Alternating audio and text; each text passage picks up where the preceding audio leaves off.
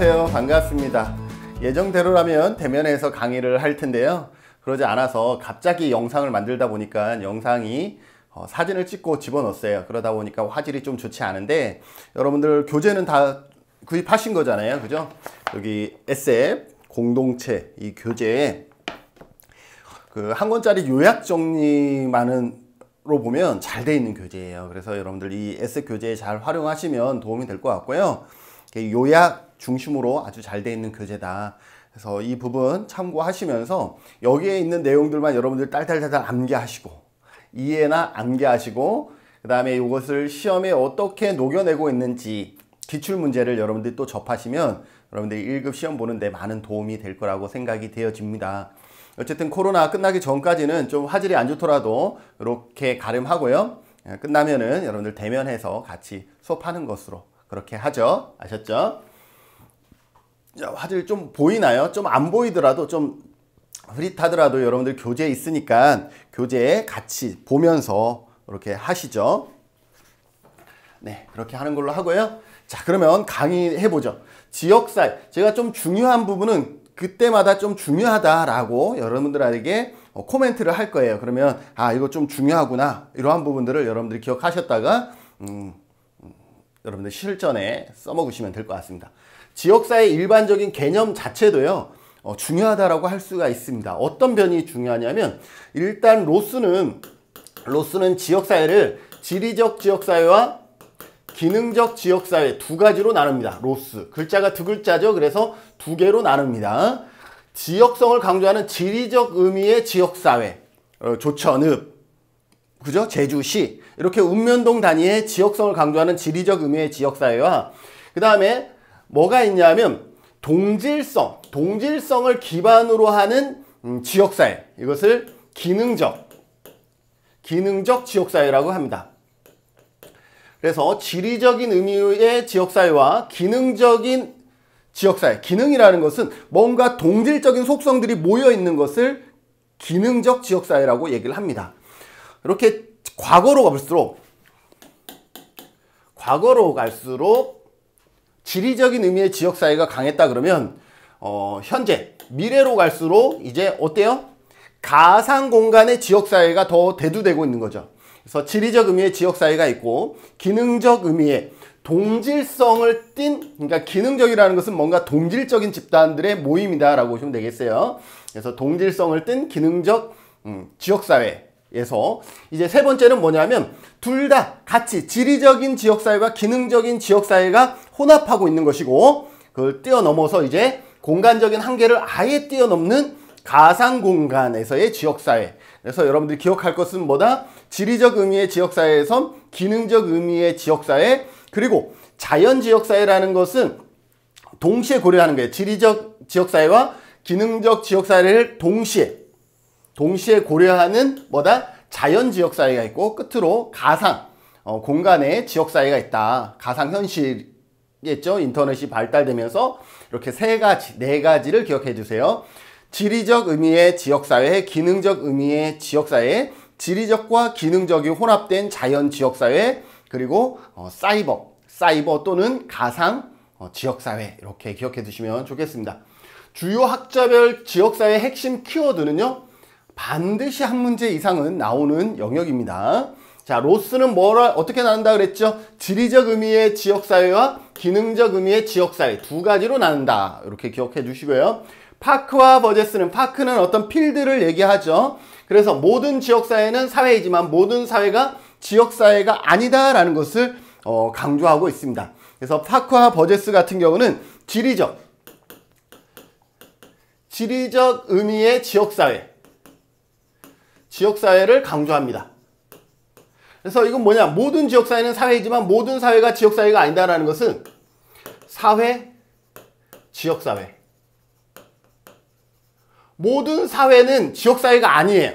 그러나 모든 지역사회는 사회 안에 있죠. 그래서 모든 지역사회는 사회이지만 모든 사회가 지역사회라고는 할 수 없다라고 여러분들 이 그림을 암기하시면 되겠죠. 맥키버 하면 여러분들 공동생활권이라는 것을 기억해 주시면 됩니다. 공동생활권.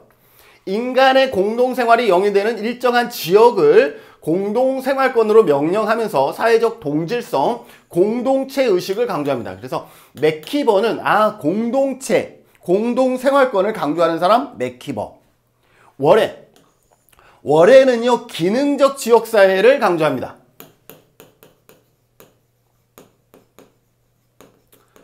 지금 이렇게 빨리 나갈 수밖에 없는 게 시간의 한계예요. 근데 여러분들 지금 제가 설명하고 있는 거는 다 중요하다라고 보시면 돼요. 다 중요하다라고. 자, 월에는 뭘 강조한다? 기능적 지역사회를 강조한다라고 보시면 되겠어요. 지역사회를 사람들의 욕구를 충족시키기 위해 적절한 주요 사회 기능들을 수행하는 사회적인 단위와 체계의 연합으로 간주하는 지역사회의 기능을 강조한다 그랬죠. 그래서 파크와 버제스는 지리적 의미의 지역사회를 강조함으로써 모든 지역사회는 사회이지만 모든 사회는 지역사회가 아니다라고 얘기를 했죠. 반면에 월에는 기능적 지역사회를 좀 더 강조한다라고 보시면 되겠습니다. 힐러리 하면 지역사회는 세 가지 요소를 반드시 포함해야 된다라고 얘기를 하고 있습니다. 힐러리 글자 몇 개죠? 세 글자죠. 그러니까 세 가지 요소로 제시됐다. 이렇게 기억하셔야 돼요. 자, 세 가지. 최근엔 그 세 가지가 뭐냐도 시험에 나왔어요. 그래서 지리적 영역의 공유, 사회문화적 상호작용, 그리고 공동의 유대감. 그래서 공유와 상호작용과 유대감이 힐러리가 얘기하고 있는 지역사회의 3요소다라고 기억해 두셔야 돼요. 자, 테니스. 우리 테니스 치죠. 테니스는 두 필드로 나눠져 있죠. 이쪽과 이쪽. 그래서 테니스는 공동사회와 이익사회로 나눕니다. 공동사회와 이익사회로 이렇게 나누어졌다라는 거죠. 그래서 과거로 갈수록 공동사회였는데 현재로 올수록 어떻게 이익사회로 바뀌고 있다라고 얘기를 합니다. 그래서 테니스는 공동사회와 이익사회로 나눠져 있다. 자, 펠린, 리을자 들어갔죠. 그래서 역량. 그래서 펠린은 역량 있는 지역사회를 바람직한 지역사회라고 보고 있습니다. 그래서 펠린 하면 역량, 이 단어를 같이 기억해 두시면 되겠습니다. 길버트와 스펙트는요, 지역사회의 기능을 설명합니다. 지역사회의 기능. 기능에 대해서 설명한 사람 누구야? 길버트와 스펙트. 몇 가지로 기능을 얘기하고 있냐면 5가지. 5가지로 설명하고 있습니다. 자, 경제로서, 그러니까 경제로서 생산, 분배, 소비의 기능이 있습니다. 그리고 가족제도로서 사회화 기능이 있고, 정치제도로서 사회 통제가 있고, 종교제도로서 사회 통합이 있고, 사회복지로 상부상조가 있습니다. 시험에 어떻게 나올까요? 사회 통합, 사회복지로서 사회 통합의 기능이 있다라고 나오면 전부 다 틀려요. 그게 맞다라고 생각하는 거죠. 아니, 사회 통합은 누구다? 사회복지가 아니라 사회 통합을 이루는 것은 가족도 아니요. 사회 통합을 이루는 것은 뭐다? 종교다. 길버트와 스펙트는 뭐라고 얘기하고 있다? 종교로서 사회통합을 이루고 있다라고 보시면 되겠습니다. 상부상조는 누구? 사회복지제도가 상부상조를 이루고 있다라고 보시면 될 것 같아요. 이런 지문들이 나오는데 학생들은 이걸 묻는지조차를 모르고 틀리는 경우가 많아요. 그래서 여러분들 지역사회복지로 해서 사회통합이 나오면 이거 종교구나 이렇게 기억하셔야 돼요. 종교로서 사회통합, 정치. 사회통제는 뭐예요? 정치로서 사회통제하죠. 사회화는 가족제도로서. 가족제도 뭐예요? 밥상머리 교육하잖아요. 그죠? 그렇게 보시면 됩니다. 경제로서 기업의 제품을 생산, 판매하는 것이고, 가족제도는 자녀들이 노인을 공경하면서 가정교육을 실시하는 것. 밥상머리 교육을 얘기하겠죠. 밥상머리. 정치제도로서 사회통제 기능을 갖게 됩니다. 지역사회 내 경찰과 사법권을 통해서 그 구성원에게 순응하도록 강조하게 되죠. 종교로서 사회 통합을 이룹니다. 반드시 기억해 주셔야 돼요. 종교단체가 지역 내 어르신을 대상으로 격려잔치를 개최한다든지 후원 물품을 나누어 주는 것이 여기에 해당되고요. 사회복지제도로서 상부상조 기능이 있다. 수급자 독거 어르신을 위하여 주민의 일촌 맺기를 실시한다든지 생계비를 지원하는 것, 이것은 사회복지제도로서의 상부상조 기능이다 라고 보시면 되겠습니다. 워렌하면 지역사회의 기능 비교 척도를 만들었어요. 척도는 뭐예요? 자를 만들었다라는 거죠. 척도, 우리 조사론에서 배웠죠? 측정 도구를 만들었다는 거죠. 자, 워렌이 좋은 지역사회는 어떠한 지역사회인가? 그것을 우리가 계측할 수 있는, 측정할 수 있는 지표를 만들었다라는 거죠. 그게 뭐예요? 워렌이 얘기하고 있는 지역사회의 기능 비교 척도다. 첫 번째, 자치성. 서비스의 일치성, 지역에 대한 심리적 동일시, 그리고 수평적 유형, 요 5가지를 통해서 월해는 지역사회의 기능을 비교할 수 있는 척도가 된다라고 얘기를 하고 있는 거죠. 자, 지역적 자치성은 뭐예요? 맞죠? 지역사회가 타 지역에 어느 정도 의존하면서 기능을 수행하는가. 즉, 독립적으로 결정할 수 있는 그러한 자치성이 있는가. 이것을 보고 있는 거고요. 서비스 영역의 일치성. 자, 같은 우리 조천읍인데 불구하고 조천읍, 조천리와 제주도라고 합시다. 같은 제주도인데도 불구하고 제주시의 서비스와 서귀포시의 서비스가 다르다 그러면 서비스 영역의 일치성이 낮아지는 거죠. 그래서 좋은 지역사회라는 것은 어때요? 서비스 일치성이 높아야 그죠? 좋은 지역사회가 되겠죠. 그래야 여기와 여기와 분쟁이 생기지 않잖아요. 그죠? 지역사회에서 제공되는 서비스가 얼마나 동일 지역 내에서 제공되고 있는가. 지역에 대한 주민들의 심리적인 동일시. 그죠? 그래서 우리 제주도, 우리 조천은 이렇게 우리라는 단어를 많이 쓴다라는 것은 동일시가 잘 돼 있다는 거잖아요. 근데 내가 조천에 살면서도 우리라는 단어를 쓰지 않아. 그러면 나는 조천 은민이 아니다라는 생각을 가지고 있는 거죠. 그래서 심리적 동일시. 주민들이 자기 지역을 어느 정도로 중요한 중거 집단으로 생각하는가. 이거에 대한 얘기고요. 수평적인 유형. 그 안에서의 관계가 수직적으로 높은 사람, 낮은 사람 뭐 이렇게 구성이 되면 돼요? 안 돼요? 안 되잖아요. 그래서 구조적으로나 기능적으로 위계관계가 아닌 대등한 관계가 얼마나 긴밀하게 가지고 있는가. 이것이 여기에 해당됩니다. 그래서 월해하면 이거를 먼저 외우기 전에 얘를 먼저 보셔야 돼요. 시험에는 얘가 우선적으로 나온 다음에 얘가 나오는 거예요. 항상. 예를 들어서 길버트와 스펙트도 지역사회의 5가지 기능을 제시했다라는 것을 먼저 확인하시고 그 다음에 얘로 가셔야 돼요. 얘가 중요할 것 같아서 여러분들이 얘만 암기하시잖아요. 얘가 더 중요한 거예요. 얘를 기본으로 해서 5가지를 여러분들이 나누셔야 돼요. 아셨죠? 여기도 마찬가지. 월해라면 기능 비교 척도를 개발했다. 얘를 먼저 기억하고 그 다음에 요거를 기억하셔야 돼요. 그 기능 비교 척도가 뭐예요? 자치성, 일치성, 심리적 동일성, 수평적 유형 이러한 부분들이다 라고 보시면 되겠습니다. 지역사회 복지 관련 개념은 크게 어렵지 않죠. 지역사회 복지라는 것은 지역성과 기능성 죄송합니다. 기능성을 포함한 일정한 지역 내에서 이루어지는 민간협력. 여러분들 지역사회 복지에서 민간협력의 중요성을 여러분들이 반드시 기억하세요. 지역사회 복지에서 민간협력이 나오면 이건 맞아요. 민간협력이 중요하다는 것이거든요. 전문적, 비전문적 활동. 여기에서 여러분들이 기억하셔야 돼요.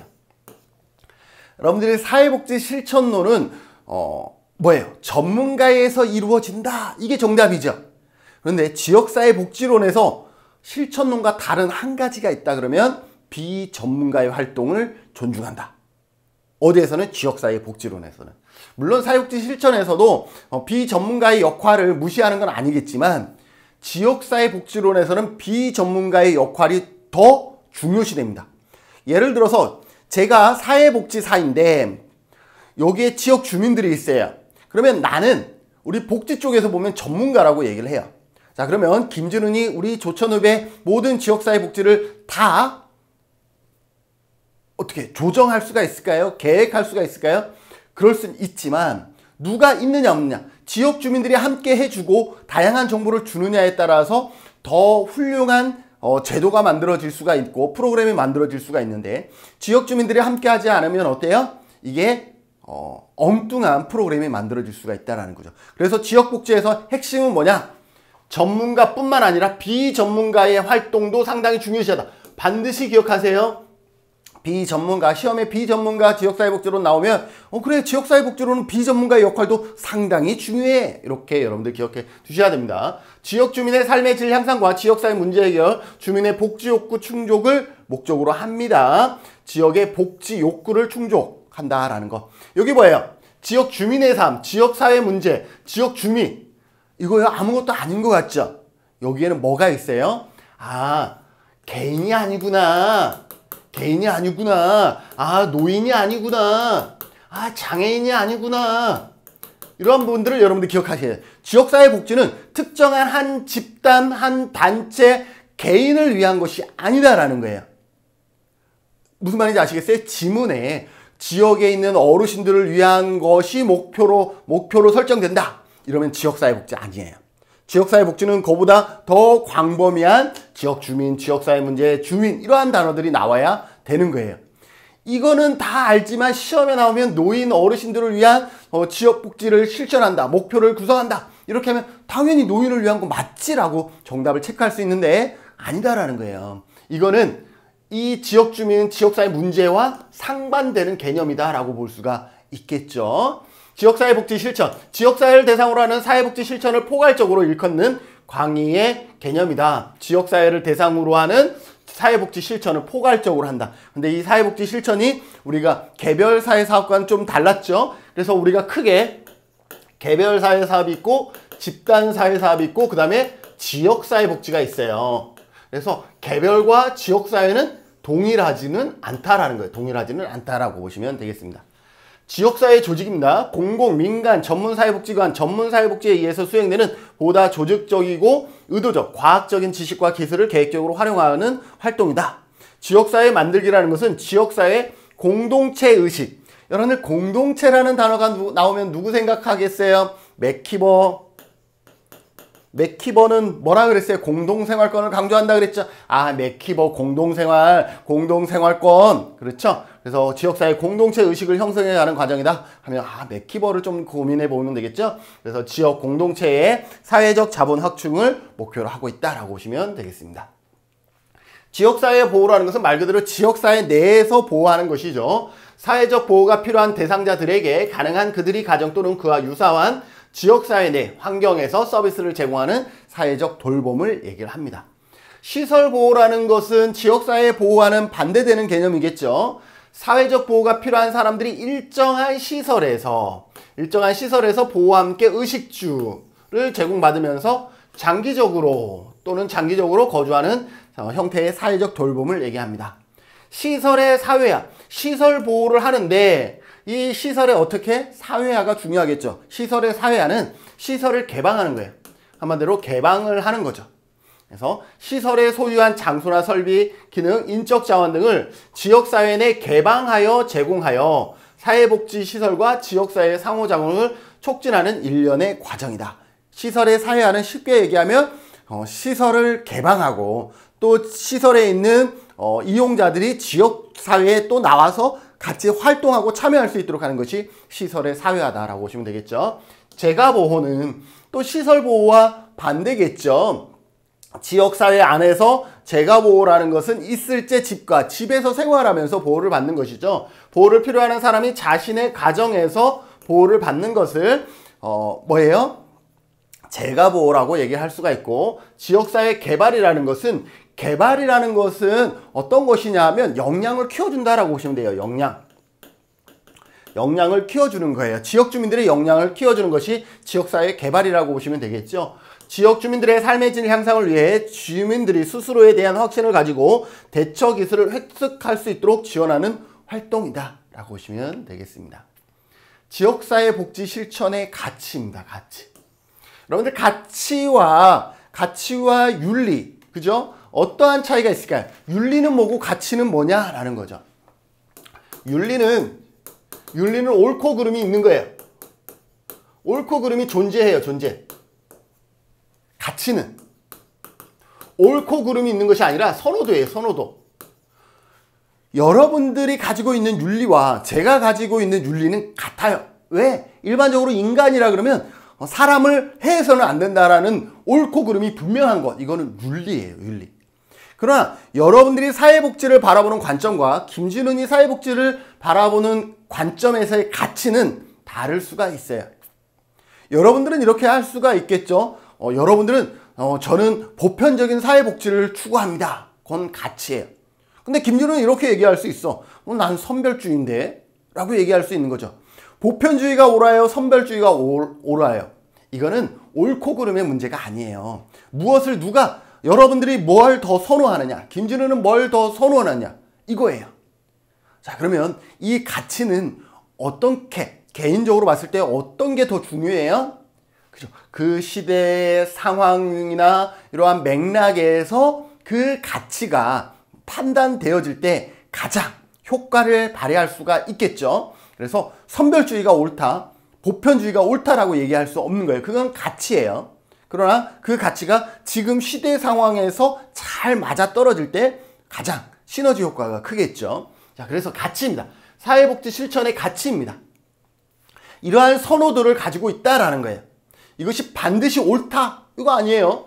자, 여러분, 클라이언트의 자기결정권 존중해 주는 게 옳은가요? 완벽하게 옳다라고 할 수는 없죠. 그러나 우리는 그것을 선호한다라고 얘기할 수가 있죠. 네. 자, 그러면 다양성 문화적 이해입니다. 자, 일단 우리가 살아가는 그 모든 순간순간이라든지 환경은 다 상호적입니다. 내가 살아왔던 환경과 여기에 길동이가 살아왔던 환경은 달라요. 그렇기 때문에 어때요? 우리는 다양성을 존중해주고 그들의 문화를 또 이해할 필요가 있는 것이죠. 인간의 다양성과 다양한 문화에 대한 이해는 인간 행동과 사회의 기능을 이해하는 데 필수적이다라는 거죠. 나의 관점을 들이밀면 절대 안 됩니다. 다양성을 이해하고 존중해 주셔야 됩니다. 자기결정권. 여러분들 사회복지 실천론에서 비에스텍의 7가지 원칙 배우셨죠? 비에스텍. 개의 통수 비자비. 개의 통수 비자비 배우셨죠? 그죠? 개별화. 의도된 감정표현. 통제된 정서적 관여. 수용. 비심판. 자기결정. 비밀보장. 배우셨잖아요. 그죠? 사회복지 실천. 여기에 보면 자기결정 들어가 있죠. 자기결정. 마찬가지 지역사회복지론에서도 자기결정 중요합니다. 중요해요.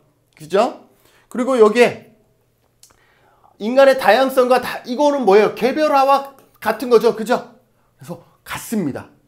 자, 그래서 자기결정은 클라이언트가 전문가의 개입 여부를 스스로 결정하고 개입 방법과 그것을 가져올 결과 등에 대해서 선택할 수 있도록 해야 된다라고 얘기를 하고 있고, 인파워먼트, 이용자, 클라이언트에게는 뭐가 있다라는 거예요? 이미 역량이 있다라는 거예요. 그래서 대상 집단의 의사결정을 참여를 강조하는 관점으로서 주민의 주체의식을 키우고 부정적인 자상을 불식시켜서 역량을 키워주는 것, 이것이 인파워먼트죠. 그래서 인파워먼트는 역량 강화 모델이다라고도 같이 쓰고 있죠. 비판의식의 개발입니다. 여기가 틀려요. 비심판. 사회복지 실천에서는 비심판적인 자세를 취해야 된다 그랬는데, 지역사회복지론에서는 비판의식을 개발해야 됩니다. 억압을 조장하는 사회의 메커니즘을 인식할 뿐만 아니라 그러한 사회 구조의 의사결정 과정을 주시하고 이해한다. 무슨 말인지 아시겠어요?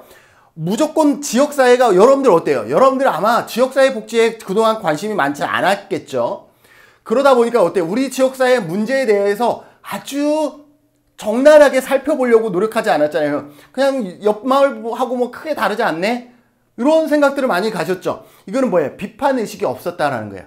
그러나 지역사회 복지를 하려고 그러면 지역사회 내에 펼쳐지는 그 상황들이 잘못된 것은 아닌가라는 비판의식들을 가지셔야 됩니다. 그래서 저도 유튜브에 이러한 지역사회의 비판의식들을 좀 올려놓으려고 하고 있는데, 영상을 찍어놓은 거는 꽤 되는데 편집할 시간이 없어서, 왜냐면 그거는 약간 부수적인 거고 강의는 메인이기 때문에 강의를 먼저 하다 보면 이 영상을 올려놓지 못해요. 예를 들어서 이거죠. 예를 들어서 함덕이나 삼양에 해수욕장이 있어요. 해수욕장에 가서 우리는 열심히 물놀이도 하고 나왔어요. 그런데 거기에 장애인은 휠체어 장애인은 물속에 들어갈 수가 없어. 모래사장을 갈 수가 없어. 모래를 만져볼 수가 없어. 이게 우리 지역사회의 올바른 모습인가? 한번 생각해 보셨나? 라는 거죠. 그죠? 이러한 비판의식들을 우리는 가져야 됩니다. 제가요, 어떤 아파트 단지를 한번 가서 촬영을 한 적이 있어요. 올리진 못했어. 편집할 시간이 없어서. 촬영을 했는데 이게 뭐냐면, 보도블럭 한가운데 예쁜 화분이 있는데, 화분이 이만큼해. 여러분들 아시죠? 그 원형으로 돼 있는, 이렇게 약간 항아리처럼 돼 있는 이만큼의 크기가. 이게 보도블럭 한가운데 쫙 나열되어 있어요. 차를 타고 지나가는데 너무 예쁜 거야. 그런데 걸어서 가려고 그랬더니 그 화분 때문에 차도로 내려와서 다시 인도로 올라가고, 차도로 내려와서 올라가고, 이렇게 해야 되는 거예요. 비판의식을 갖기 전까지는 너무 예쁘게 보였는데, 비판의식을 가졌더니 그 화분은 사람들의 보행, 보도, 인도의 사람들의 보행을 방해하는 장애물에 불과하지 않았다라는 거죠. 이러한 비판의식들을 우리는 개발해야 됩니다. 지역 주민들이 그것을 알고 그것을 찾아 나가도록 해야 되는 것이죠. 그래서 지역사회복지 실천의 가치에서 비판의식의 개발 상당히 중요하다라는 거. 왜? 사회복지 실천과 다르기 때문에. 사회복지 실천에서는 비심판적 자세가 중요한데 지역사회복지에서는 비판의식의 개발 중요하다라는 거예요.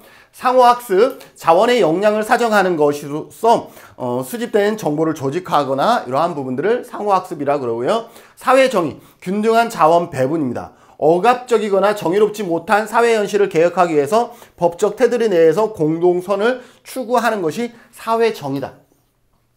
사회정의 단어 나중에 한 번 더 설명을 해드리겠습니다. 지역사회복지 실천의 이념입니다. 이념. 가치가 선호도라 그러면 이념은 약간 동향이에요. 동향. 이 이념은 바뀌어요, 안 바뀌어요? 바뀌어요. 동향이기 때문에 그 시대에 어떻게 바라보고 있는지에 대한 어떤 동향이에요. 그것을 우리는 이념이라고 얘기를 하는 것이죠. 자, 정상화. 정상화는요, 장애나 욕구를 가진 사람들을 가능한 한 비장애인과 유사한 보통의 생활 속에서 살아갈 수 있도록 하는 것이 정상화입니다. 이 정상화는 1959년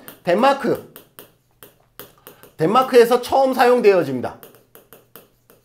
기억해 주세요. 그래서 장애, 정상화하면 1959년 덴마크에서 처음 사용되었다. 어떤 거예요? 정상화라는 것은 특히 장애나 욕구를 가진 사람들이 가능한 한 비장애인과 유사한 보통 생활에서, 한마디로 얘기하면 이 정상화라는 단어를 쓰면 이게 정상화, 노멀라이제이션이잖아요. 그죠? 그래서 비장애인과 유사한 보통의 생활, 정상적인 삶을 살 수 있도록, 일반인들과 같이 정상적인 삶을 살 수 있도록 이러한 것을 정상화라고 그때 당시는 표현을 했었던 거죠.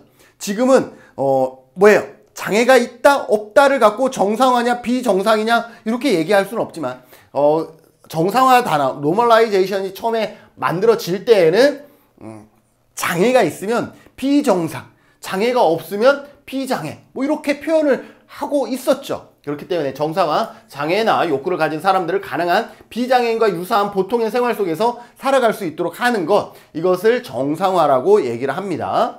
자, 사회 통합. 정상화와 크게 다르지는 않은데 정상화는 장애인에 좀 더 맞춰져 있습니다. 왜? 장애인 부모님 집단에서 정상화라는 단어들을 처음 사용했기 때문에 그렇죠. 사회통합은 사회적인 약자 전체를 아우르고 있습니다. 장애인 플러스 뭐 노인 플러스 아이들 플러스 이렇게, 그래서 계층 간 격차를 줄이고 사회 전반적인 불평등을 감소시키는 것을 사회통합이라고 얘기를 합니다. 그래서 삶의 질을 제고해 나간다.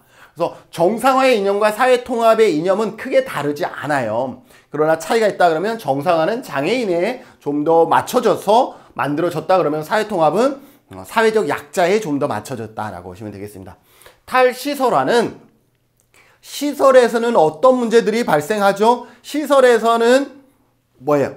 개별성이 아니라 개별성이 존중받지 못하잖아요. 그죠? 어떤 문제냐면 제가 아침에 오늘 좀 늦잠 잤어요. 어제 한 새벽 3시, 4시까지 여러분들 강의, 이거 사진 찍고 이렇게 편집하는 것도 시간 많이 걸리더라고요. 이거 준비한다고 새벽 3시까지 잠을 못 잤어요. 자, 그래서 아침에 일어났는데 깜짝 놀랐네요. 10시에 일어났어요. 10시에. 저 혼자거든요. 처자식이 전부 다 친정에 가 있어요. 친정에 애들하고 와이프가 친정에 금요일날 가서 없는 상태에서 저는 그래서 좀 자유롭게 4시까지, 4시는 아니고 한 3시 반까지 작업하다가 그때 잤는데 잘 잤다 하고 생각해서 일어났더니 몇 시? 10시가 넘은 거예요. 깜짝 놀랐어요. 근데 아무도 깨워주지 않고 그때 일어나니까 잘 잤다라고 느꼈어요. 근데 여러분들이 만약에 제가 시설에 입소했다 그러면 어떻게 되겠어요? 저는 아마 7시 되면 누군가가 와서 기상하고 일어나서 8시가 되면 아침밥을 먹기 싫은데도 불구하고 아침밥을 먹었어야 할 상황이죠. 그래서 그러한 부분들을 얘기를 하는 겁니다. 그래서 거기에는 뭐가 없어요? 개별성이 존중받지 못한잖아요. 그래서 탈시설화의 논리가 나오는 것이죠. 클라이언트의 시설 입소 자체를 부정하는 것이 아니라 불필요하게 시설 입소 기간이 장기화되는 것을 반대한다. 그래서 원래 탈시설화는 시설을 나오는 거였는데 이제는 개념을 조금 순화시켰어요. 그래서 탈시설화 자체가 뭐는 아니다라는 게 시험이 그렇게 나왔어요. 탈시설화 자체가 뭐다? 시설 입소 자체를 부정하는 것은 아니다라고 여러분들이 기억해 주셔야 되겠습니다. 처음에는 이게 맞았던 것 같은데 지금 우리 시대의 탈시설화는 클라이언트의 시설 입소 자체를 부정하는 것이 아니라고 우리가 시험에 나왔었습니다. 그래서 기억해 두시고요. 그럼에도 불구하고 불필요하게 시설 입소 기간이 장기화되거나 아니면 시설 자체가 대규모화되는 것을 지양한다라고 보시면 되겠습니다. 주민참여. 주민참여라는 것은 1995년 우리는 지방분권이 이루어졌죠. 지방분권.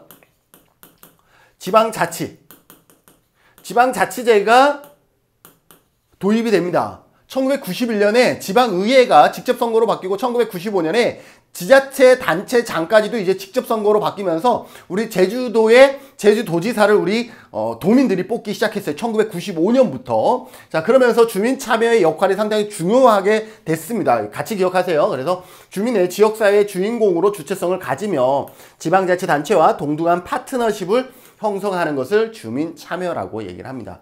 네트워크라는 것은 관계를 형성하는 것이죠. 요즘 이용자, 여러분들 사례 관리할 때 배웠죠. 이용자의 욕구가 어때요? 하나예요? 아주 많아요.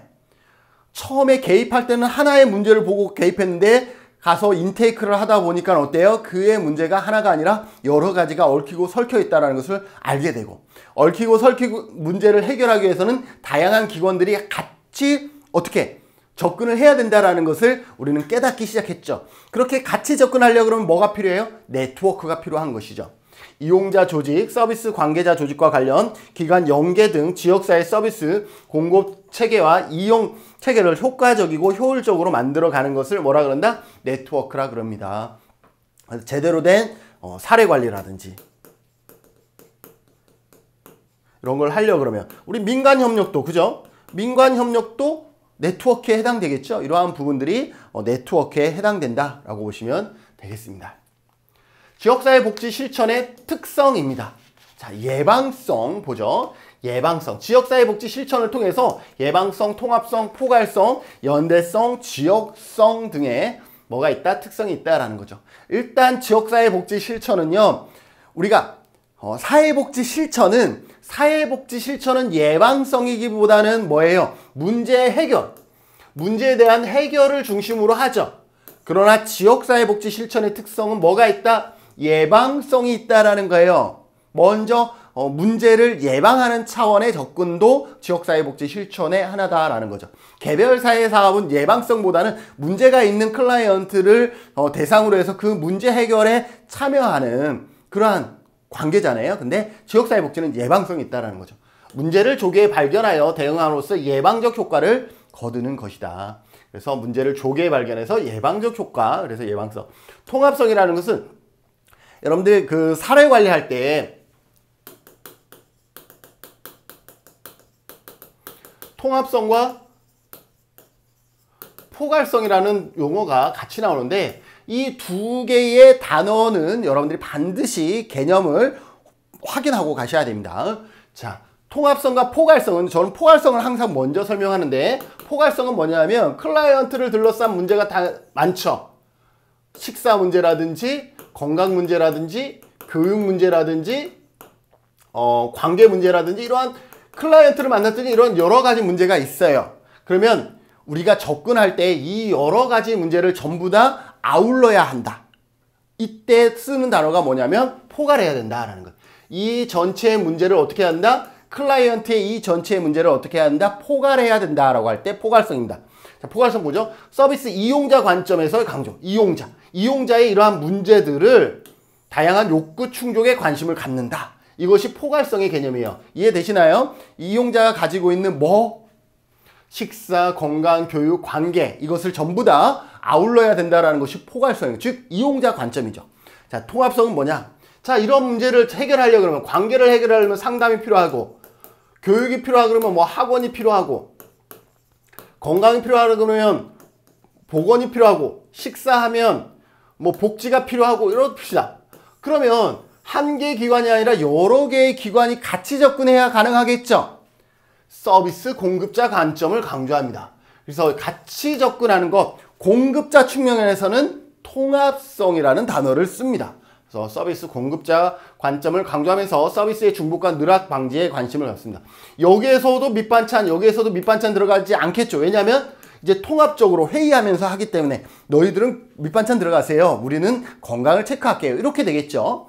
자, 그래서 통합성은 뭐다? 공급자 중심이고 포괄성은 누구? 이용자 중심이다라는 것을 여러분들이 기억해 두셔야 되겠습니다. 그래서 통합성이나 포괄성 나오면요. 정답은 보통 사례관리가 될 확률이 높다. 연대성, 주민의 개인 행동만으로 해결하기 어려운 과제들을 주민들이 서로 연대와 공동 행동을 통해서 하는 것을 연대성, 공동성이라 그러고요. 지역성은 이러한 지역사회 복지 실천의 특성은 어때요? 우리 지역 안에서 지역의 색깔에 맞게 문제를 바라보고 문제를 접근해 나가겠죠.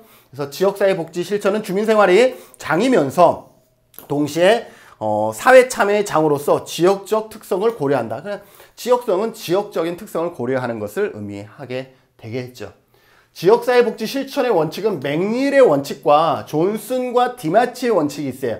그래서 맥닐의 원칙 따로 존슨과 디마치의 원칙 따로 암기하셔야 되냐? 다행히 구분하지 않으셔도 돼요.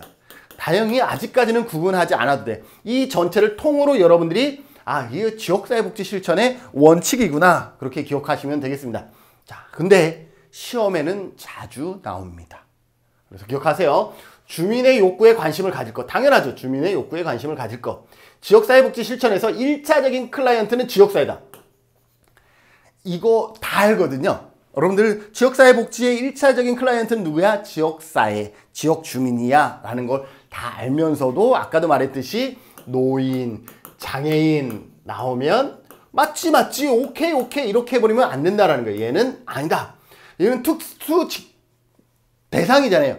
특별한 대상들이잖아요. 이 특별한 대상들이 지역사회복지 실천에서의 1차적인 클라이언트가 아니에요. 누가? 클라이언트, 지역사회 자체가 1차적인 클라이언트라는 것을 기억해 두셔야 됩니다. 지역사회는 있는 그대로 수용해야 된다. 당연하죠. 지역사회 각 계층의 적극적인 참여를 목표로 하고 욕구의 가변성, 욕구는 변합니다. 왜 그러세요? 지난주에는 이렇게 하자고 했잖아요. 일주일 만에 바뀐 걸 어떻게? 그거를 존중해 줘야 됩니다. 욕구의 가변성을 인식할 것, 기관 간의 협력, 기능 분담 중요합니다. 지역사회복지 실천은 사회복지 실천의 한 분야이다. 지역사회복지 실천은 사회복지 실천의 한 분야입니다. 사회복지 실천 뭐 있어요? 개별사회사업, 집단사회사업, 지역사회 이렇게 나누죠. 그래서 사회복지 실천의 한 분야입니다. 맞죠? 지역사회복지의 실천은 목적이 아니라 수단이다. 지역사회복지 그 자체가 뭐가 아니다라는 거예요? 목적이 아니라 이거는 지역 주민의 욕구 해결을 위한 지역사회복지 실천은 수단일 뿐이에요. 목표는 뭐예요? 지역 주민의 문제 해결, 욕구 해결이다라는 거예요. 그래서 수단과 목표를 분명하게 기억해 두셔야 되겠습니다. 지역사회복지 실천의 토대는 사회적 욕구이면서 사회적 욕구라는 것은 개인 욕구가 아니다라는 거예요. 이처럼 개인 욕구가 아니다라는 거예요. 그래서 이렇게 다 기억하셔야 돼요. 사회적 욕구 맞지 하는데 그게 개인 욕구가 나오면 이것도 맞지 이렇게 하면 안 된다라는 거예요. 기관의 이익보다 누구의 이익을? 지역 주민의 욕구를 우선적으로, 욕구 해결을 우선적으로. 각 욕구 사이의 중재를 위해서 민주적 태도를 견제하고 문제 해결을 위한 접근 방법과 개별화 다양성을 존중해야 됩니다. 요게 또 중요합니다. 지역사회복지 실천은 뭐를 존중한다? 개별화를 존중한다. 근데 여기에서 시험에 일반화 나오면 일반화, 보편화 이거 맞지? 아니에요. 일반화는 아닌 거예요. 뭐가 중요한 거예요? 개별화가 중요한 거예요.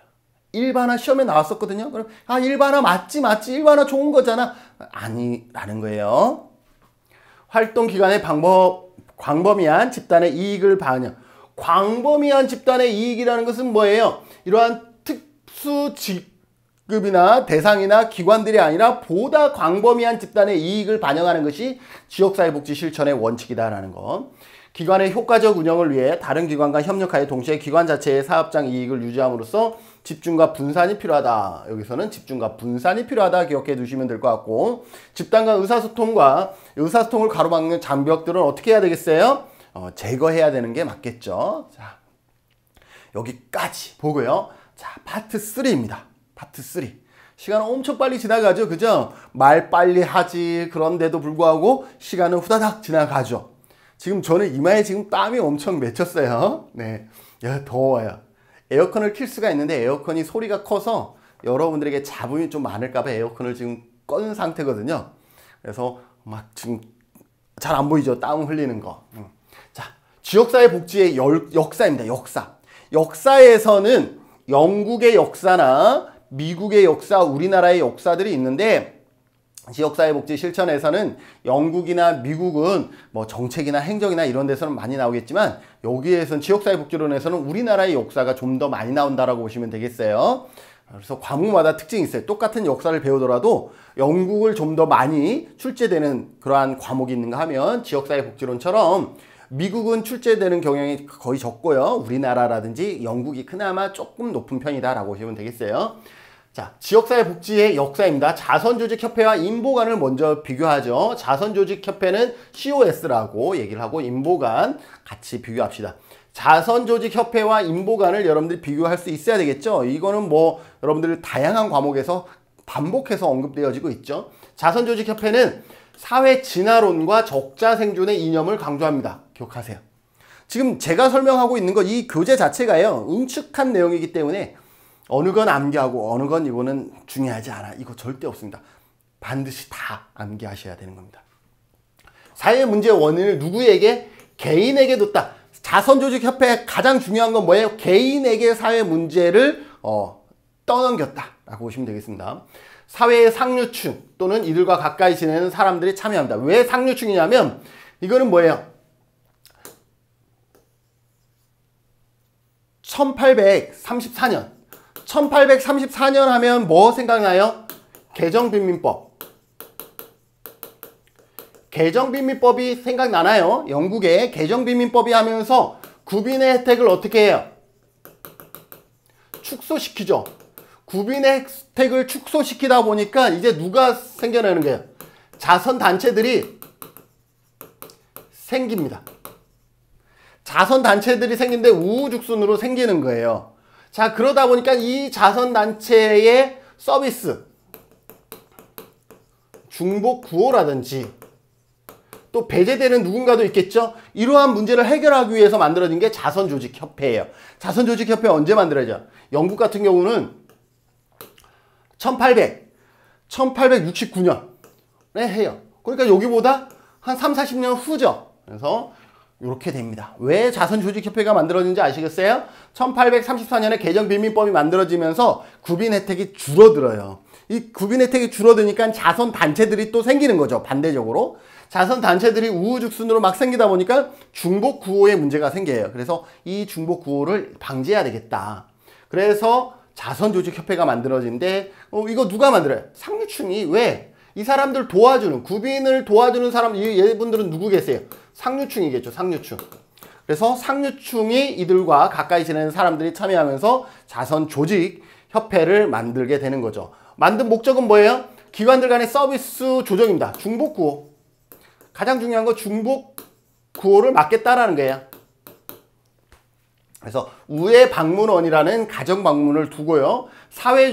사회복지사의 모태가 됩니다. 그래서 사회조사를 시작합니다. 우회방문원이 사회조사를 시작하고 개별 사회사업의 효시, 사회복지사의 모태, 개별 사회사업. 이것도 기억하세요. 사회사업의 효시가 된다라는 것 기억하셔야 되겠습니다.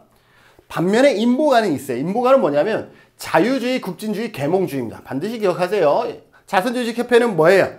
사회 진화론과 적자 생존이라 그러면 인보관은 자유주의, 급진주의, 계몽주의의 이념을 강조하고 있습니다.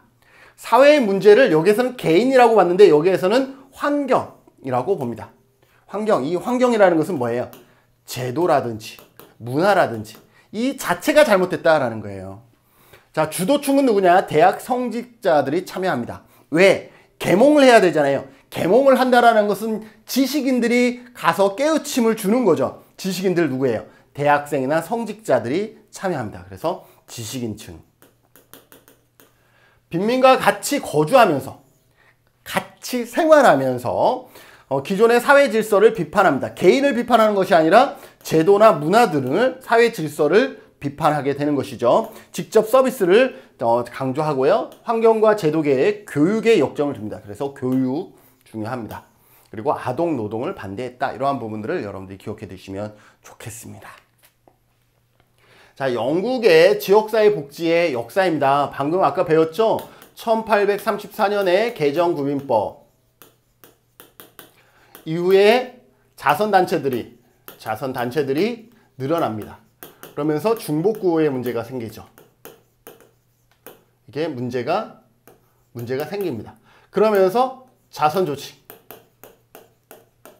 협회, COS, 인보관들이 만들어지는 거죠. 그래서 1800년대 후반 자선조직협회와 인보관이 만들어진다라고 볼 수가 있겠죠. 그래서 지역사회 보호에 태동이 됩니다. 여기에 보면 인보관은 자선조직협회는 개별사회사업의 효시라 그러면 인보관은 이게 집단사회사업,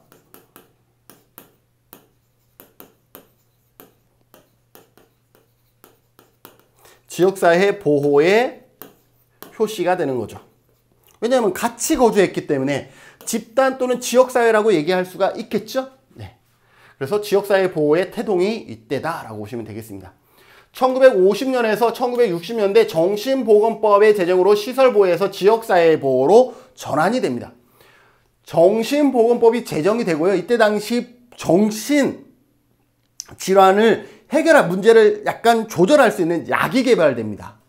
약이 개발됨이 얼마나 중요한 역할을 했냐면 약이 개발되지 않으면 계속 어떤 문제 행동을 할 거 아니에요. 근데 약이 개발되니까 이제 어떻게 돼요?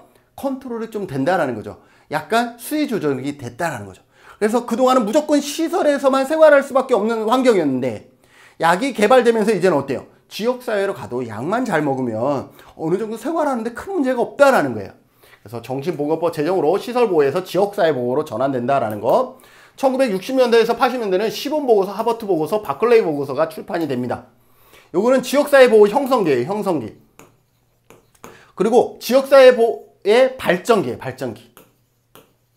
는 그린피스 보고서입니다. 그래서 이 시본보고서, 하버트 보고서, 버클레이 보고서랑 그린피스 보고서 자체도 시험에 나오는데 PPT 다음 장에 있으니까 이따 설명을 해드릴게요. 그리고 1990년대에서 현재에는 서비스 제공에서 자조의 개념을 강조하고 민간 부문의 역할을 강조하고 케어 매니지먼트, 질 향상을 위한 모니터링 확대 이러한 부분들을 언급하고 있습니다. 자, 영국의 지역사회 보호와 관련된 보고서입니다. 시본보고서, 하버트 보고서, 바클레이 보고서는 뭐예요? 형성기라 그랬죠. 형성기. 그린피스 보고서는 발전기예요. 발전기. 자, 그런데 암기하는데 어렵지 않습니다. 두 글자, 세 글자, 네 글자의 시범, 시작이라는 단어를 알리고 있네요. 그래서 두 글자, 세 글자, 네 글자 기억해 주시면 되겠습니다. 그리고 그린피스 보고서는 발전기이기 때문에 별도로 기억해 주시면 좋겠습니다. 자, 시범 보고서는 뭐냐? 시범 보고서의 핵심은 지역사회 보호, 즉 비공식 보호의 필요성을 언급합니다. 하버트는 비공식 보호가 더 중요하다. 버클레이 보고서는 이제 더 중요하다 그랬으니까 이제는 공식과 비공식이 같이 중요하다. 이렇게 되는 거예요. 시범 보고서는 지역사회 보호, 즉 비공식 보호가 필요하다라고 얘기하는 게 시범 보고서예요. 근데 하버트 보고서에는 그 비공식 보호가 더 중요하다라고 얘기를 합니다. 그 다음에 버클레이 보고서는 어때요? 이제 공식 보호와 비공식 보호가 같이 중요하다라고 얘기를 합니다. 자, 시범 보고서 볼게요. 사회 서비스국을 창설합니다. 같이 기억하셔야 돼요. 다양한 공공, 민간 조직들에 의한 공식 서비스뿐만 아니라 가족, 이웃 등에 대한 비공식 서비스와 지역사회 주민 참여에 의한 지역사회 보호를 강조하기 시작합니다. 그래서 비공식 보호의 필요성을 강조하기 시작했다라고 보시면 되겠습니다. 그리고 여기서 사회 서비스국 창설 이러한 부분들을 별도로 기억해 두시면 되겠죠. 하버트 보고서는 누가 더 중요하다 했을 때 이젠 비공식 보호가 더 중요하다라고 얘기를 해요. 공공과 민간 서비스의 주요 과업은 비공식 보호를 지원함으로써, 그러니까 얘가 더 중요하기 때문에 이거를 지원함으로써 클라이언트의 긴급한 요구를 충족시켜주는 것으로 간주하고 있다. 그래서 중요한 거는 비공식 보호예요. 그것을 공공과 민간에서 비공식 보호를 지원해줘야 될 필요가 있다라고, 얘가 더 중요하다라고 강조하고 있는 것 하버트 보고서입니다. 하버트는 공공과 민간 서비스가 누구를 지원해야 돼? 비공식 보호를 더 지원해야 된다라고 기결되고 있습니다. 버클레이 보고서는 뭐라 그랬어요? 비공식 보호 서비스와 공식 보호 서비스가 파트너십을 강조하고 있습니다. 같이 중요하다라고 얘기를 하고 있죠. 시범 하버트 버클레이 보고서 두 글자, 세 글자, 네 글자 기억하시고 이제 그린피스 보고서로 넘어가겠습니다. 그린피스 보고서는 1980년대예요. 여기 보면은요 68, 72, 82예요. 요것도 시험에 나오더라고요. 연도도. 그래서 연도도 여러분들이 기억해 주셔야 됩니다. 시범은 1968년, 하버트 71, 바클레이 82 정도 기억하시고요. 그린피스 보고서 1988년이다. 근데 발전기죠. 지역사회 보호를 위한 권한과 재정을 지방정부에 이양할 것을 주장했다. 지금 현재 우리나라라고 생각하면 돼요. 현재 우리나라 어때요? 아까 1995년에 어떻게 돼 있어요? 지방분권, 지방자치가 도입됐다 그랬죠? 그러면서 중앙정부의 권한을 어떻게 하고 있어요? 지방정부로 이양해줬죠? 서비스의 적절성 확보를 위한 케어 매니지먼트를 강조하고 있습니다. 우리 커뮤니티 케어 이제 만들어졌잖아요. 그죠? 지역사회 보호 실천 주체를 다양화하고 있습니다. 우리 보면 어때요? 사회적 기업이라든지 마을 기업도 있어요. 그죠? 마을 기업. 협동조합도 있죠. 그 다음에 자활사업이라는 것도 있죠. 이처럼 실천 주체를 다양화하고 있다는 것이고요. 지방정부의 사회 서비스 구매 조정자의 역할을 강조한다. 여기에서 여러분들 기억할 것은 그린피스 보고서에서 지방정부의 역할을 더 강조합니다. 여기 봤더니 지방정부에 이양할 것 뭐예요? 지방정부의 역할을 어떻게 하고 있어요? 강조하고 있죠. 지방정부의 역할을 강조하고 있는데 지방정부의 서비스 구매 및 조정자의 역할을 한다 그랬죠. 뭐를 하지 않아? 지방정부 자체가 직접 서비스를 하는 건 아니에요. 서비스 제공기관은 아니다라는, 반드시 기억하세요. 여기서가 서비스 제공기관은 아니다라는 걸 여러분들 반드시 기억해 두셔야 되겠습니다. 자, 미국의 지역사회복지 역사는 지역사회복지론에서는 시험에 잘 나오지 않지만 우리가 이 한 과목만 시험에 볼 거 절대 아니잖아요. 그죠? 그래서 1980에서 90년대 각종 사회 문제가 발생합니다. 어떤 문제가 발생할까요? 네, 그런 거죠. 산업화가 발전되죠. 산업화가 형성이 되면서 이주하기 시작하죠. 어디로 이주해요? 공장지대, 도시.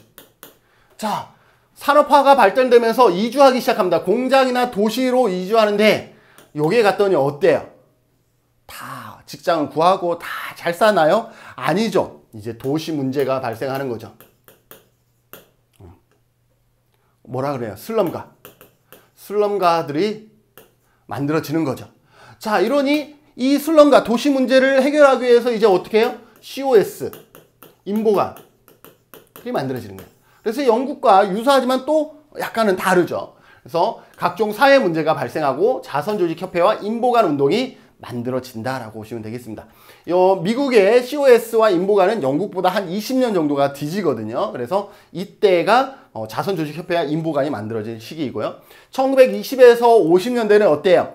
1929년 10월 24일 세계 대공황이 발생하잖아요. 그 이후에 엄청난 실업자라든지 이러한 문제들이 발생하면서 사회보장법을 만들어 입법하죠. 1935년에. 그래서 경제 대공황과 함께 지역사회 중심으로 한 지역사회 센터를 설립하게 됩니다. 1935년 루즈벨트 대통령이 뉴딜 정책에 의해서 사회보장법이 도입되면서 공공복지 사업이 확대됩니다. 자, 미국은요, 자유라는 것을 상당히 강조하는 나라이기 때문에 어떤 것 위주의 사회복지 정책을 펴냐면 공공부조. 자유라는 것을 강조하니까 보편적으로 개입하는 것을 원치 않습니다. 필요한 대상자에게만 어쩔 수 없이 주는 것을 원칙으로 하는 것이 미국입니다. 그러다 보니 어때요? 공공복지 사업을 확대한다라는 거예요. 그리고 1930년대 말 각종 사회 문제를 지역사회 조직화 방식으로 해결합니다. 자, 그러다가 1960년대요. 빈곤과의 전쟁을 일으킵니다. 빈곤과의 전쟁. 빵야 쏘는 것이 아니라 빈곤을 어떻게 하면 무찌를 것인가에 대한 고민을 하기 시작한다라는 거죠. 그래서 1960년대 빈곤과의 전쟁을 하면서 여기에서 나온 것이 뭐예요? 헤드스타트입니다. 헤드스타트.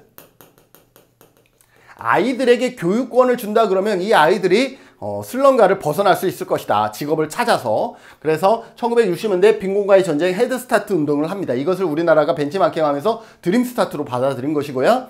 자, 1970에서 80년대 신보수주의. 자, 1973년에 뭐가 만들어지죠? 이때 오일 쇼크가 발생합니다. 오일 쇼크 이후로 인해서 루즈벨트 대통령 중심으로 이루어졌던 사회민주주의, 사민주의는 막을 내리고 이제 1970년대 이후에 신자유주의가 막을 열게 되는 것이죠. 그래서 신보수주의의 이념 확대에 따라서 자조 기반의 모델, 스스로예요, 스스로. 다시 말해서 시장이죠. 신자유주의라는 것은 다시 시장 원리로 넘어간다라는 것이죠. 그래서 1980년대 레이건 로믹스와 영국의 대처 수상이 주도층을 얘기를 하죠. 레이건 로믹스는 뭐예요? 레이건 대통령과 이코노믹스를 합쳐서 레이건 이코노믹스를 줄임말이 레이건 노믹스죠.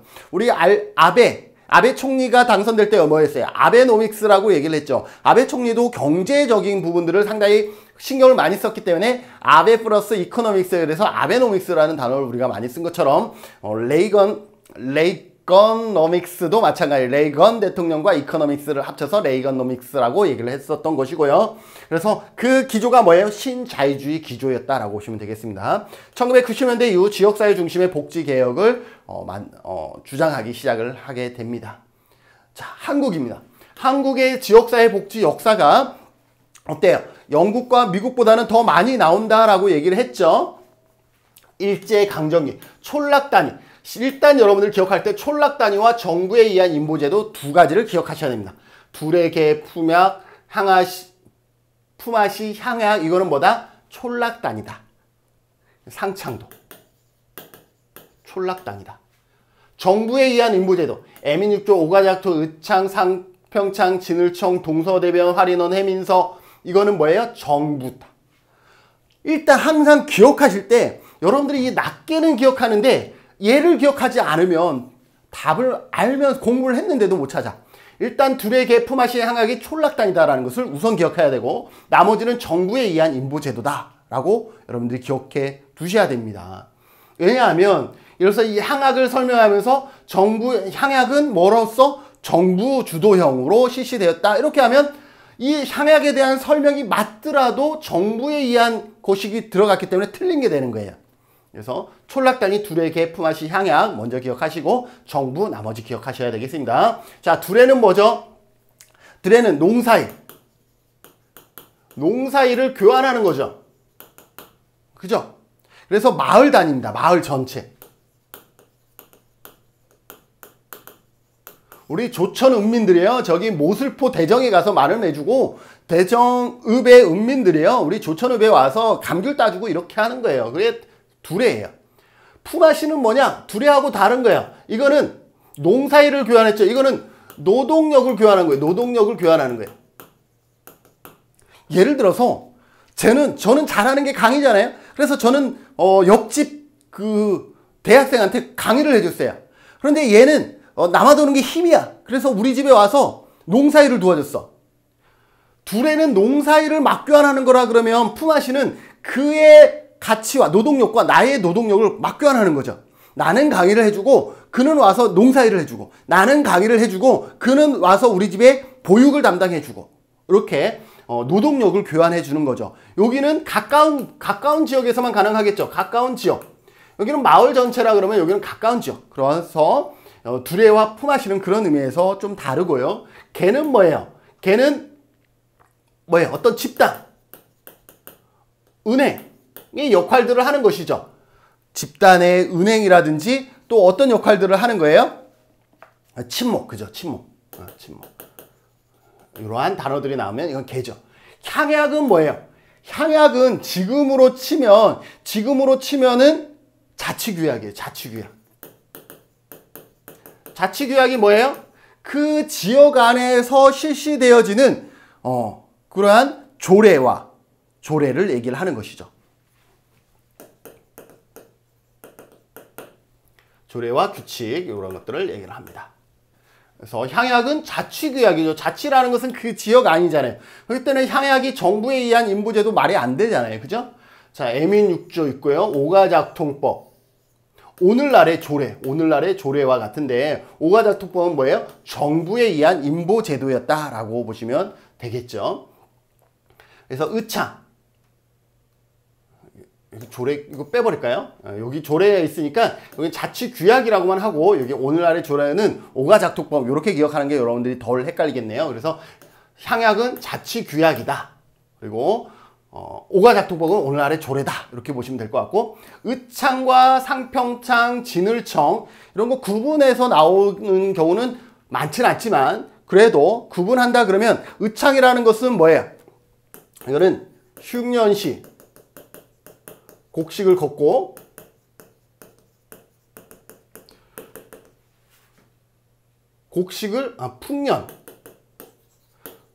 풍년시 곡식을 걷고 흉년시 나눠주는 거죠.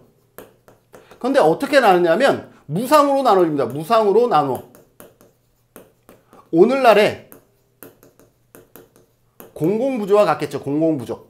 공공부조 어때요? 준 다음에 나중에 받아야 안 받아요? 안 받잖아요. 그래서 오늘날의 공공부조와 같다 그러면 상평창 같은 경우는 마찬가지예요. 뭐 풍년이 들면 곡식을 사들이고 흉년이 들면 곡식을 푸는. 그래서 요거는 상평창은 물가 조정 역할을 합니다. 진울청도 마찬가지예요. 요것도 물가 조정 역할을 해요. 근데 상평창은 평상시예요. 평상시. 근데 진울청은 어떤 경우냐면 재난이나 흉년시. 좀 다르죠. 그래서 의창과 상평, 진울청을 여러분들이 기억해 두시고요. 동서대비원과 동서할인서, 할인원. 되게 다양하게 부르네요. 동서대비원과 동서할인원, 할인서 같은 거예요. 동서대비원은 고려시대예요. 할인서는 조선시대예요. 뭐예요? 의료 제공기관이에요. 그러니까 치료기관이죠. 치료기관. 치료를 담당해주는 치료기관이다라고, 치료를 목적으로 하고 있는 기관이다라고 보시면 돼요. 동서대비원과 할인서는 같은 의료 제공기관, 치료기관인데 동서대비원은 고려시대고 할인서는 조선시대예요. 해민서도 마찬가지야. 해민서와 해민원이 있어요. 해민국이네요. 해민국. 여기에서 해민국이 고려고 해민서는 조선이에요. 둘 다 같아. 해민서와 해민국이 같아. 근데 여기는 약품이나 의복이나 이러한 것들, 환복 있죠. 이러한 것들을 제공해주는, 약품을 제공해주는 그러한 기관이다라고 보시면 되겠습니다. 여기는 직접 치료기관이라 그러면 동서대비원과 할인원은 치료기관이라 그러면 해민서와 해민국은 뭐다? 약품이나 이러한 것들을 제공해주는 기관이다라고 보시면 구별이 되겠죠. 자, 일제강점기에서 반열방과 태화여자관, 조선구령이 있는데 반열방은 북한에 있어요. 지금 원산, 북한 원산에 있어요. 여기는 원산에 있어요. 원산. 그래서 시험에 우리나라 최초의 사회복지관은 어디였다? 여기. 사회복지관. 우리나라 최초의 사회복지관은 1921년에 태화여자관이었다라는 거 기억해 두시고요. 조선구호령은 나중에 뭐의 효시가 되죠? 1961년에 생활보호법의 효시가 됩니다. 1944년은 2차 세계대전 당시 일본이 우리나라 젊은이들을 징집하기 위해서 당근으로 제시했던 게 조선구호령이고 이게 해방되면서 1961년에 생활보호법으로 바뀌게 됩니다. 1950에서 60년대에 외국인 원조기관, 외국 민간 원조기관인 카파가 있어요. 카파. 이 카파 조직이 처음에는 7개로 했다가 1970년대는 70여 개로 늘어납니다. 그래서 우리나라가 힘들었을 때 이러한 외국 민간 원조기관에 의해서 엄청난 지원을 받았고요. 1970년대 말 이 카파가 우리나라에서 철수하기 전까지 1970년대까지만 하더라도 우리나라의 복지 예산보다 카파가 우리나라의 쏟아부은 복지 예산이 훨씬 더 많을 정도로 우리나라는 외국 원조기관, 외원기관의 도움을 많이 받았다라고 보시면 되겠습니다. 그래서 1950에서 60, 70년대까지 외국 민간 원조기관인 카파의 조직이 있었고요. 1961년에 목포 사회복지관, 여기는 최초의 사회복지관이라 그러면 여기는 근대 사회복지관은 1961년에 62년에 목표 사회복지관이었다라고 볼 수가 있습니다. 1970년대에 새마을 운동이 이루어졌고 80년대 정부 주도의 사회복지관이 설립이 됩니다. 그래서 80년대에 사회복지관이 설립이 되어지고 사회복지관 국고보조 지침도 마련됩니다. 이게 언제냐면 1983년과 1989년, 그래서 80년대라고 하는 거고요. 사회복지 전문요원을 배치하기 시작합니다. 전문요원 배치하기 시작하고 지역사회 행동 모델이 확대가 됩니다. 사회복지 전담 공무원을 배치하게 되고요. 사회복지 전문요원, 요거는 우리 지역사회복지론 나중에 배우겠지만 전문요원 배치는 1987년에 사회복지 전문요원을 배치하게 됩니다. 그리고 사회복지 전담 공무원을 배치하는 것은, 배치하는 틀을 만들어낸 것은 1992년 틀을 마련합니다. 92년. 영구 임대 아파트 내 사회복지관 건립의 법제화, 이거 언제가 되냐면 법제화가 되는 것은 1997년에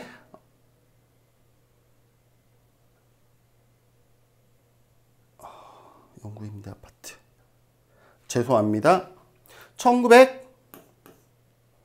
영구 임대 아파트 내 사회복지관 건립이 법제화가 되는 게 1989년이죠. 그죠? 그래서 1990년대라고 얘기한 것이 뭐냐면 89년에 법제화되면서 실시가 이제 1990년대 되는 거죠. 그래서 영구 임대 아파트 내 사회복지관 건립의 법제화는 1989년이다. 그리고 민간 사회복지 전달 체계의 중요성이 강조가 되어지기 시작을 하고요. 지방자치제가 1995년에 실시됩니다. 그래서 1995년에 지방자치제, 사회복지활동, 사회복지시설 평가도 기억하셔야 돼요. 1997년에 평가제가 실시가 되고 제1회 평가는 언제? 제1회 평가는 1999년에 평가가 최초로 실시가 됩니다. 법제화된 거는 97년이다라는 거 기억하시고요. 시설 설치가 사회복지 시설 설치가 신고제로 가고 설치 주체의 다양화, 사회복지 공동모금회 제도도 마찬가지 1997년에 만들어집니다. 그래서 이러한 내용들 연도까지 여러분들이 기억해 두셔야 됩니다. 새마을운동의 특징, 새마을운동 1970년대였죠. 그래서 근면자조협동을 주요 정신으로 한다. 그래서 농한기, 농촌 마을 가꾸기 시범사업 형태로 이루어지고요. 농촌생활 개선 운동으로 시작되었으나 소득 중대 운동으로 발전했습니다. 처음에는 농촌 생활을 개선하는 것으로 했다가 나중에 소득 중대로 바뀌었고요. 4월 22일 정부 지정 새마을의 날로 지정됐고 1980년대 새마을 운동은 체제상 민간 형태였으나 과거의 관료주의 권위적인 전통에서 벗어나지 못해서 정치 지향적이라는 비난을 받고 정부 주도의 새마을운동은 한국 농촌의 근대화, 한국 경제 발전의 초석이 되었다. 이건 부인하지 못하겠죠. 그래서 새마을운동 기록물은 유네스코 세계 기록 유산에 등재가 되었습니다. 그래서 유네스코 세계 기록에 등재가 되었다라는 것까지 기억하시고요. 자, 이제 끝으로 이거 하고 마무리 짓도록 하겠습니다. 자, 2000년대 우리나라 지역사회 복지인데요. 2000년대 우리나라의 지역사회 복지는 여기뿐만 아니라 정책론, 행정론, 법제론에서 우리가 다양하게 언급될 수가 있기 때문에 반드시 기억해 두셔야 됩니다. 2000년대 국민기초생활보장제도의 시행입니다. 1999년에 제정됩니다. 여러분들 그 법제론에서는 제정 연도가 중요하고요. 나머지에서는 시행되는 게 좀 더 중요합니다. 그래서 같은 국기법인데 국민기초생활보장법인데도 불구하고 법제론에서는 1999년에 제정되었다라는 것이 중요하고 나머지는 시행연도가 중요합니다. 그래서 국기법이 1999년 9월 7일 날 제정이 되고 시행된 것은 2000년이다라는 것을 여러분들이 기억하시고 2003년에 우리 사회복지사 1급 시험을 보기 시작했죠. 그래서 사회복지사업법 개정으로 지역사회복지 계획 수립 의무화 및 지역사회복지 협의체 설치 근거를 마련하고 사회복지 1급 시험을 받고 이것도 중요합니다. 사회복지 사업법이 개정으로 두 가지가 바뀌었어요. 한 가지는 뭐냐면 협의체 구성에 대한 것이 사회복지 사업법에 명시가 되어 있고 또 지역사회 복지 계획을 4년마다 수립한다 라는 것이 여기에 있습니다. 그래서 2003년 사회복지 개정 두 가지 반드시 기억하세요. 협의체를 구성한다라는 내용과 지역사회복지 계획을 4년마다 수립한다라는 것이 이 개정 내용에 포함되어 있다는 것을 반드시 기억하시고요. 2004년에 한시적 분권교부세 도입이 됩니다. 분권교부세가 도입돼서 2015년에 보통교부세로 통합이 됩니다. 그래서 지역아동센터가 법제화됩니다. 2004년에 지역아동센터가 법제화가 되고요. 사회복지사무소 시범사업을 하게 됩니다. 사회복지사무소 시범사업은요 2년간 합니다. 2004년에서 2006년까지 2년간 하고요. 요 앞에 안 했는데 1995년에서 1999년까지 보건복지 시범사업을 합니다. 시범사업.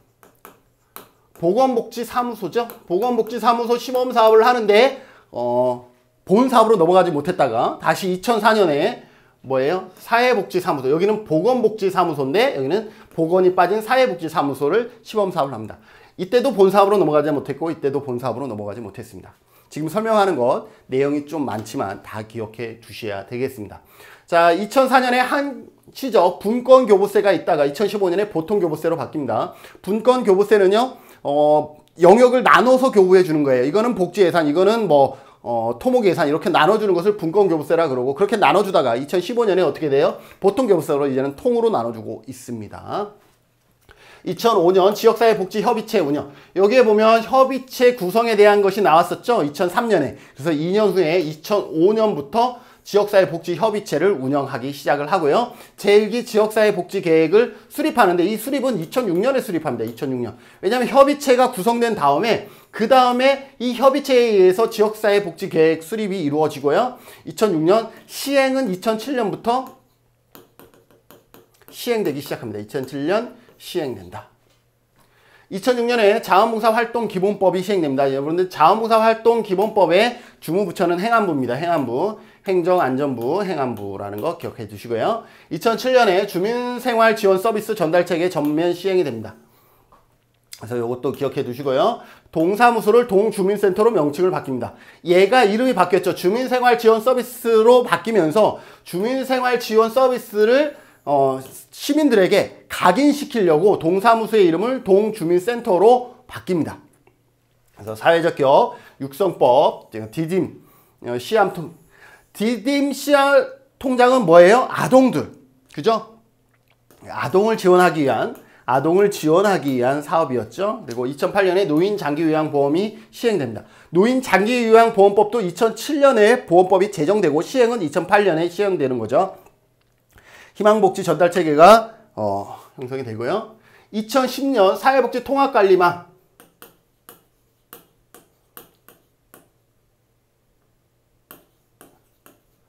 기억하시죠? 2010년에 사통망, 그죠? 행복이음 시스템이 구축되었다라는 거. 사회복지 통합관리망 구축 2010년 반드시 기억해 두셔야 되고, 희망키움 통장이 만들어진다라는 것.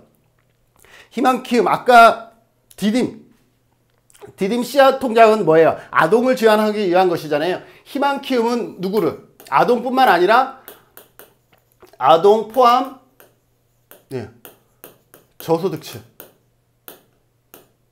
저소득층을 지원하기 위해서 희망키움 사업을 실시했다라고 보시면 되겠죠. 그래서 희망복지지원단 2012년에는 희망복지지원단 반드시 기억하세요. 희망복지지원단은 여기다가 시군구까지 기억하세요. 2012년 시군구 희망복지지원단 이렇게 기억하셔야 되겠습니다. 그래서 사회복지관 3대 기능 중심으로 개편됩니다. 그때 이전에는 사회복지관이 2012년 이전에는 5대 사업이었다가 2012년 이후에 3대 기능으로 바뀝니다. 그리고 사회서비스 이용 및 이용권 관리에 관한 법률 협동조항 기본법이 만들어지고요. 2010년에 사회보장 정보 시스템이 개통됩니다. 여기에서는 사회복지 통합관리망이었잖아요. 여기에 사회복지 통합관리망에 사회보장 정보까지 플러스한 거예요. 여기에다가 플러스 사회보장 정보까지 플러스해서 사회보장 정보 시스템을 개통하기 시작을 하는 것이죠. 2015년 사회보장정보원이 출범이 되어지고요. 2015년 기억할 게 사회보장 급여 이용 제공 및 수급권자 갈굴에 관한 법률이 시행됩니다. 이게 2014년에 제정이 돼요. 그런데 시행은 2015년에 시행됩니다. 그래서 둘 다 기억해 주셔야 됩니다. 이게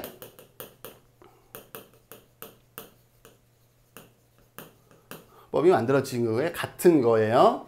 2016년 동주민센터를 행정복지센터로 명칭을 변경합니다. 그런데 전체가 다 변경된 거 아니에요? 우리 제주도는 아직도 동주민센터라고 하고 있죠? 뭐 건입동 주민센터 이렇게 하고 있잖아요. 근데 육지에 가보면 행정복지센터로 이미 60, 70%가 다 이름을 바꾼 상태입니다. 그리고 2016년에 읍면동 복지허브와 헷갈리는 게 뭐냐면 시군구 희망복지지원단과 2016년 읍면동 복지허브와 헷갈리면 안 됩니다. 2018년 찾아가는 보건복지 서비스 이러한 부분들이 이루어지고요. 2019년에는 장애 등급이 폐지가 되어지고요. 그 다음에 사회서비스원이 설립된다라는 것까지 여러분들 하겠습니다. 네, 이렇게 엄청 빨리 했는데도 불구하고 범위가 많아요. 그래서 첫 시간에 OT 때도 얘기했지만 엄청난 스피드로 함에도 불구하고 지금 1시간이 훨씬 지난 것 같아요. 그래서 여러분들 제 설명을 베이스로 하고 이 시간 때문에 더 설명하려고 그러면 이게 한두 시간으로는 정말 부족한 내용이거든요. 그래서 그러한 부분들 여러분들이 감안해 주셔야 될 것 같고요. 그럼에도 불구하고 여러분들이 이 설명 기출에서 여러분들이 기출 문제를 풀어보시면 웬만한 문제들은 이 안에서 해결이 될 거다라는 생각들을 가지면서 좀 무리수긴 하지만 그래도 열심히 강의했습니다. 여러분들 다음 시간에도 이러한 속도로 나갈 수밖에 없다라는 것 기억해 주시면서 오늘 강의 여기서 마치도록 하겠습니다. 수고하셨습니다.